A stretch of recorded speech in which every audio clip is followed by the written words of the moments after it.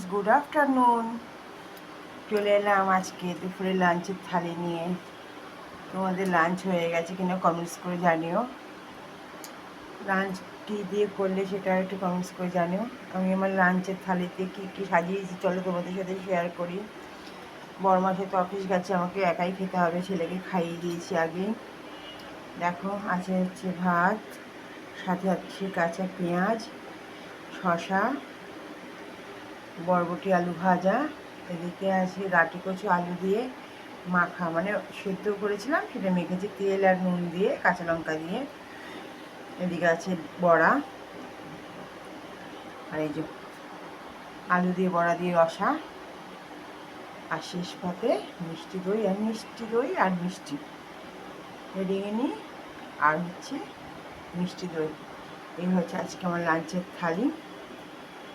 শেষ পাতে মিষ্টি খেতে খুব ভালো লাগে, তাই নিয়েই নিলাম, যখন ছিল ফ্রিজে। মিষ্টি দই তো অনেকদিন আগেই নিয়ে এসছে, 2-3 দিন আগে, অনেক দিন আগে না, 2 দিন আগে বোধ হয় আছে, সেটাও নিয়ে নিলাম। এর জন্য আজকে আর চাটনি করিনি।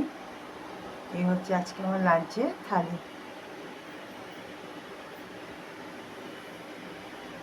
অবশ্যই কমেন্টস করে জানিও আজকে লাঞ্চের থালি দেখে তোমাদের কেমন লাগলো। যদি তোমাদের দেখতে ভালো লাগে প্লিজ একটা লাইক করে দিও।